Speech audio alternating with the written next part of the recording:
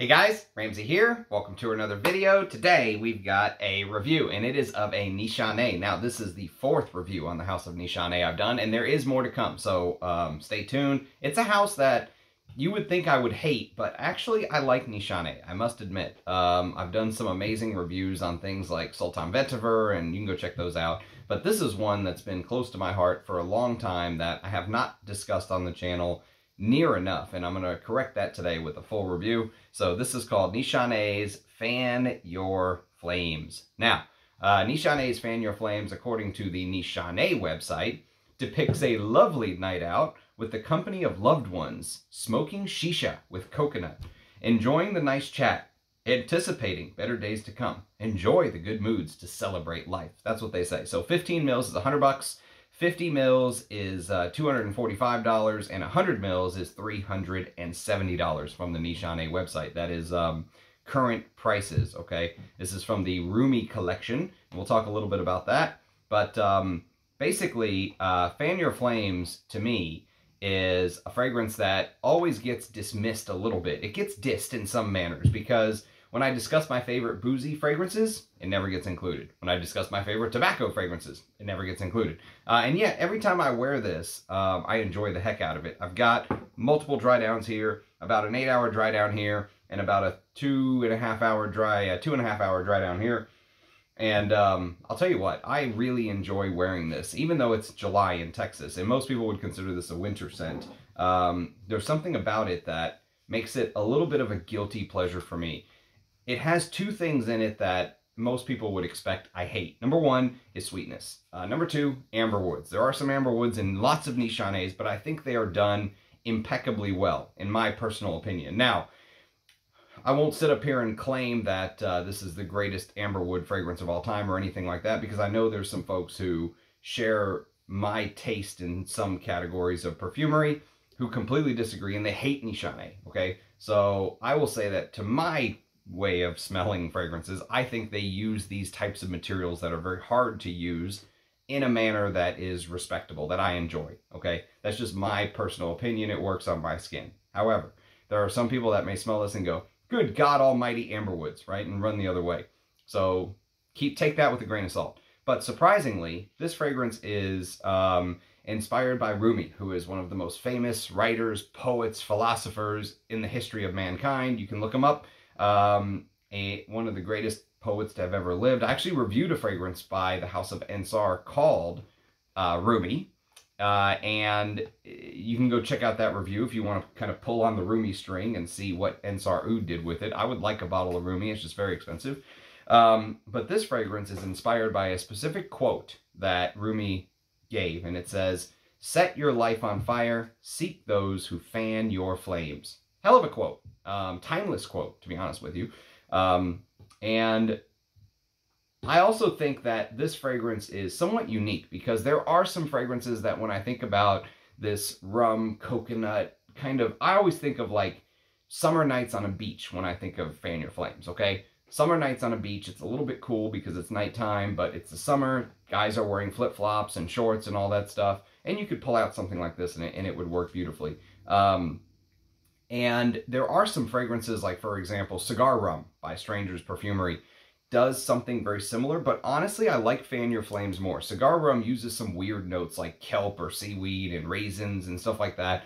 I'm not a fan of that Stranger's Prin's more designer line. I'm not a fan. I'll review Cigar Rum one of these days, but I actually prefer Fan Your Flames, believe it or not.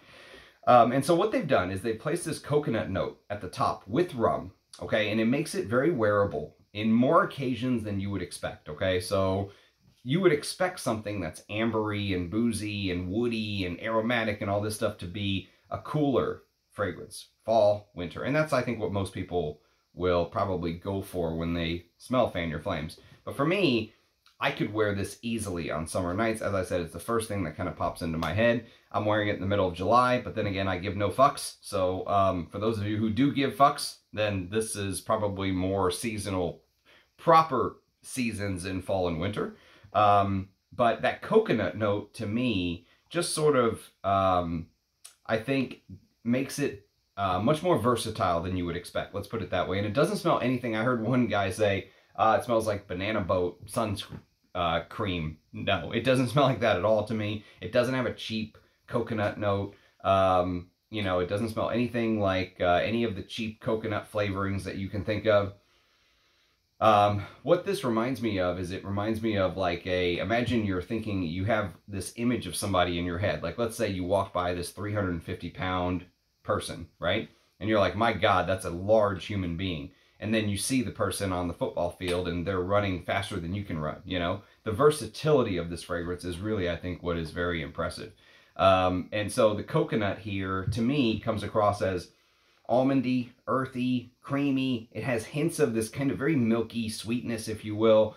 And, you know, you can kind of expect that the note improves as the fragrance goes on. That's one of the things I really like about Fan Your Flames, is that when you first apply, if you really focus, you can pick out some of the scratchier materials.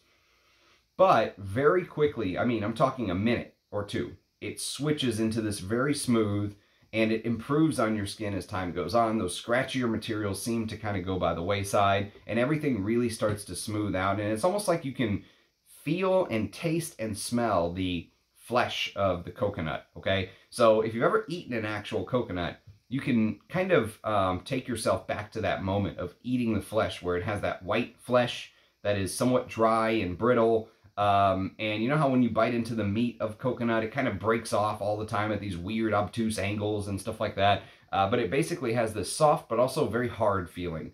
The meat feels spongy, but it's hard. They've captured not just the smell, but the texture of the coconut. I think it's beautiful, beautiful creation. So the rum here, it's interesting because it's one of the stars of the show. Okay, so in a fairly simple note breakdown, I mean, according to the notes on here, they've got coconut, rum, tobacco, tonka, oak moss, and Chinese cedar wood, which I think is also called Chinese tune, if I'm not mistaken. But there, you can see the note breakdown right there. And so the older Nishanes don't have this kind of fabulous looking cap that they've kind of made. So the rum here is one of the stars of the shows. And like I said, it seems like a very simple fragrance when you look at the note breakdown, but when you smell it, it smells very complex. Have you guys ever had a fragrance like that, where whenever you look at the note breakdown, you think, okay, this is going to be pretty simple, but it's not like there's 30 notes or anything like that in here, but when you smell it, it smells deep. It smells much richer and deeper and complex than you would imagine it to. And I think one of the reasons is because of the fact that some of the main players in here, specifically things like the rum, are much deeper scents. You know, they're very deep and very complex. Tobacco's a very complex scent. Even though tobacco is not one of the stars of the show, it makes the fragrance what it is. So, rum, rum's most common ester apparently is ethyl acetate, okay? And it's formed from acetate acid and ethanol coming together. So this ester smells fruity in low concentrations, but in higher concentrations, it smells like nail polish remover. And you know, it's interesting because I would almost venture to say that the rum here is dosed in such high quantities that the smell actually starts to give off this kind of nail polish remover-like smell. I mean, you guys know what rum smells like, especially coconut rum. But here, I've grown to kind of love these type of smells. You wouldn't think that I do, but the reality of the situation is many of the fragrances that I've come to really like crave and want to wear, the real ouds, have this weird, sometimes like varnish / paint thinner thing going on with the woodiness. And I just reviewed a fragrance from the House of DS and Durga called Bowmakers. Bowmakers has this very strange violin varnish note.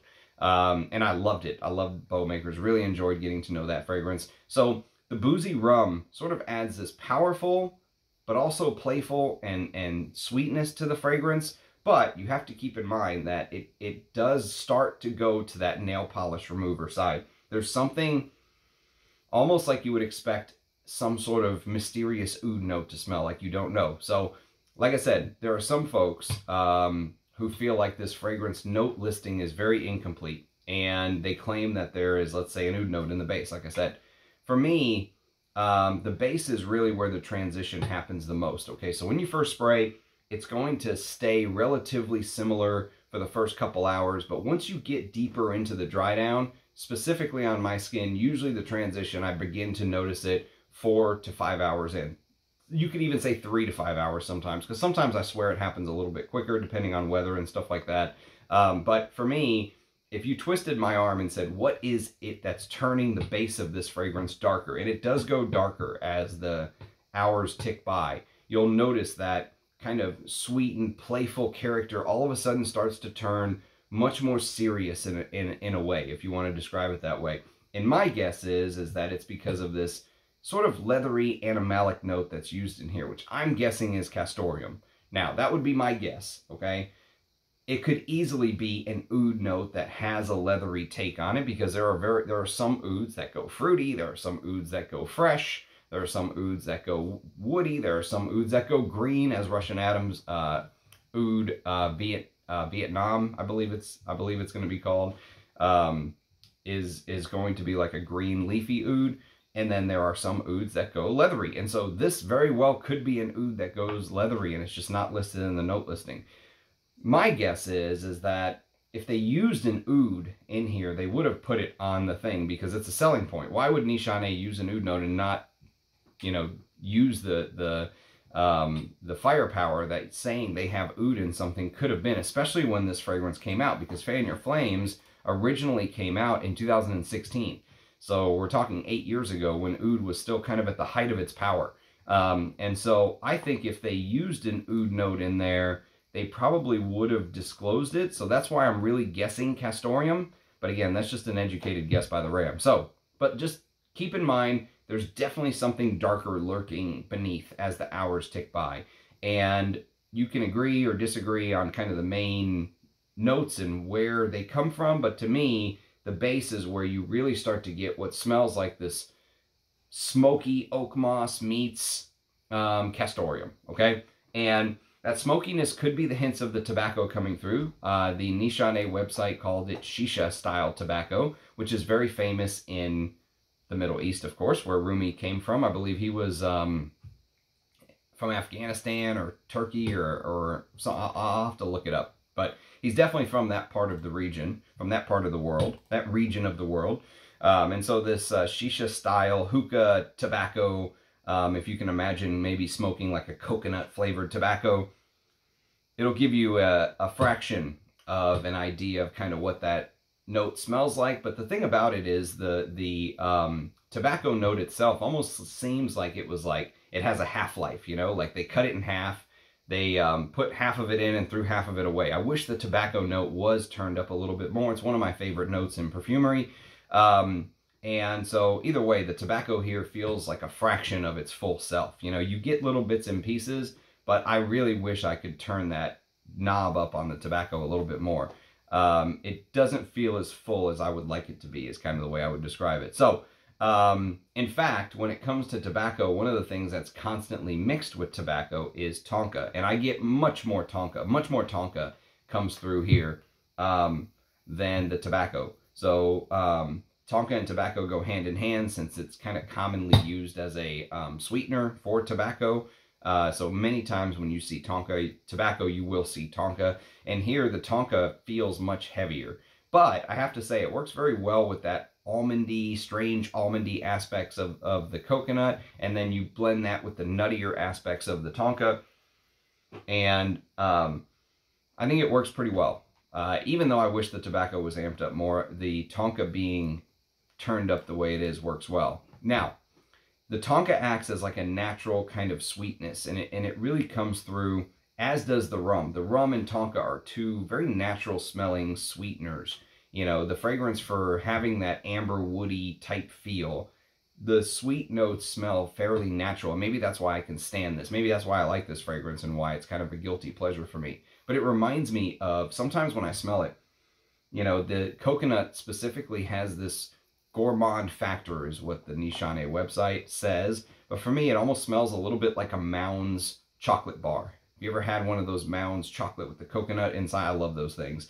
But there's no chocolate note listed here, but I could totally see if there was like a chocolatey oud that gave off this type of vibe. The smokiness would make sense. The chocolatey feels would make sense. And And so I think sometimes the fragrance kind of smells milky, especially to start, but it slowly turns kind of bitter and darker, and it brings in the base 2 notes. I mentioned the oak moss already when I said smoke, some of that smoke moss, because of that smoky smelling castoreum. Sometimes it rubs off smelling like the oak moss. And the other thing that it's known for is this Chinese tune or Chinese cedar, from my understanding. It's also called Chinese mahogany, if I'm not mistaken. But it's famously called the beef and onion plant, believe it or not. And one of the reasons why is because it literally gives off the smell sometimes of onions or beef. So especially the leaves of a Chinese tune feel crisp and crunchy and distinctly aromatic, and they offer this floral-like sort of aroma when fresh. And some say they can taste beef. Okay, so that's why it gets the nickname the beef and onion plant. Now, I don't smell beef in this, nor do I smell onion, but that Chinese tune or Chinese cedar, it is a strange one. It's a unique woody note, but it really gives off, I think, this smell, which is the woodiness kind of feels slightly creamy, slightly aromatic, and slightly woody. And that aromatic, creamy woodiness blends with everything else we discussed. The shisha style tobacco, which I wish was amped up more, the boozy rum, the coconut, of course, and this simple fragrance becomes something greater than the sum of its parts, in my opinion. So Nishane for me is a house that I really rate. I like the house of Nishane. I've got more Nishane reviews to come. Specifically, we're going to review Spice Bazaar, which is very, very hard to find. I've been testing that occasionally, and I really, really like it. It's one of the discontinued and hard to find Nishanes.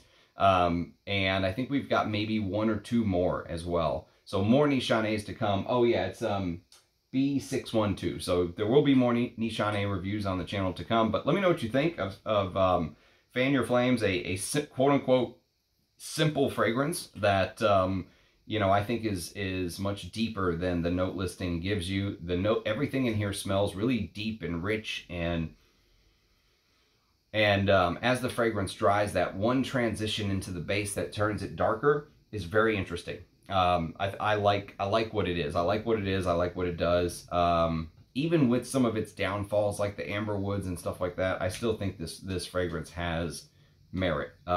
It works for me. It works better than something like Cigar Rum, let's say, by Strangers. So yes, that is Fan Your Flames. I'd love to hear your thoughts on Nishane as a house in general. I know they're probably way overpriced, but that's just niche pricing nowadays. But let me know what you think if you have experience with Fan Your Flames or the house of Nishane in general.